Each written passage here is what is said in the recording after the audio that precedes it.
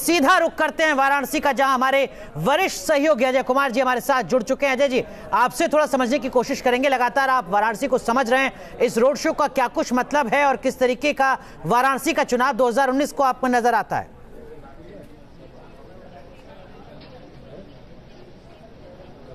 अनुराग, अगर देखा जाए तो 2019 के लोकसभा के इस चुनाव में प्रधानमंत्री नरेंद्र मोदी की अगुवाई में वाराणसी में एक ऐसे शो का आयोजन किया गया है जो कि अपने आप में पूरे देश में बिल्कुल अलहदा हो। प्रमुख बातें अगर आप देखें, 25 टन के आसपास गुलाब की पंखुड़ियां मंगाई गई हैं, क्योंकि इस पूरे रोड शो के दौरान 5 लाख से ज्यादा भारतीय जनता पार्टी के कार्यकर्ता जो देश के कोने कोने से इस शहर में आए हुए हैं, वो प्रधानमंत्री नरेंद्र मोदी के साथ रहेंगे, उनको देखते हुए रहेंगे, उनका हौसला बढ़ाने के लिए यहां पर रहेंगे। बनारस की जनता तो बड़ी संख्या में निकलकर सामने आएगी ही, लेकिन तैयारियां बहुत ही जबरदस्त हैं। अभी हम दशाश्वमेध घाट पर मौजूद हैं और हम अभी आपको ये तस्वीरें दिखाते हैं जो यहाँ के पूजा की तैयारियां हो रही हैं। शाम में जब गंगा आरती होगी, ये सामने देखिए, ये मंच है जहां प्रधानमंत्री नरेंद्र मोदी खड़े होंगे और यहां से वो गंगा आरती होगी।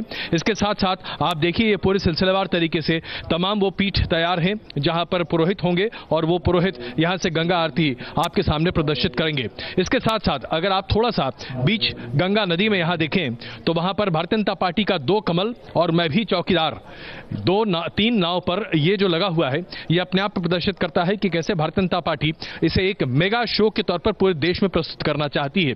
और इसके साथ साथ यहां हम आपको एक दिखाना चाहते हैं, ये सामने देखिए, एक और मंच यहां सामने तैयार है जहां से एक बहुत बड़े लेजर शो का आयोजन किया जाना है।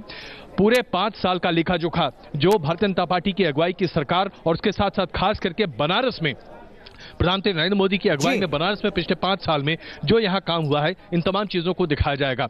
यानी वस्तुतः अगर आप देखें तो स्थिति यह बनती दिख रही है कि एक ऐसा शो होगा जो कि देश देखेगा, क्योंकि आज दोपहर 3 बजे से लेकर रात 10 बजे तक टेलीविजन पर और कुछ नहीं होगा सिवाय नरेंद्र मोदी के। लेकिन अजय जी, एक चीज और आपसे समझना चाहेंगे। अब तक ये खबरें आ रही थी कि कांग्रेस पार्टी की तरफ से प्रियंका गांधी वाड्रा वाराणसी में उम्मीदवार हो सकती हैं लोकसभा चुनाव में, लेकिन अब जो जानकारी मिल रही है उसके मुताबिक अजय राय को एक बार फिर चुनावी मैदान में उतारा गया है नरेंद्र मोदी के खिलाफ। इस खबर को आप किस तरीके से देखते हैं और क्या जो रोड शो के जरिए तस्वीरें सामने आ रही हैं, क्या वो भी कहीं जहन में रहा कांग्रेस के इस फैसले के बीच में?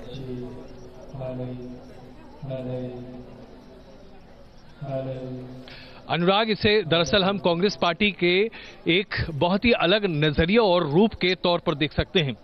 इसमें कोई शक नहीं है कि बीते 15 दिनों से कांग्रेस पार्टी के तमाम कार्यकर्ता, कांग्रेस पार्टी के तमाम लोग, वरिष्ठ नेता, यहां तक कि खुद प्रियंका गांधी इस तरह की अफवाहों को और खबरों को प्लांट करने में सक्रिय भूमिका निभा रहे थे कि प्रियंका गांधी वाराणसी से चुनाव लड़ सकती हैं प्रधानमंत्री नरेंद्र मोदी के खिलाफ। लेकिन उस वक्त के साथ ही बड़े कुछ सवाल खड़े होते थे, मसलन कि अगर प्रियंका गांधी को वाराणसी से चुनाव लड़ना था तो इसके लिए उन्होंने पहले से तैयारी क्यों नहीं की। हर कोई जानता है कि आज वाराणसी में प्रधानमंत्री नरेंद्र मोदी को हरा पाना अपने आप में लगभग असंभव जैसी स्थिति है।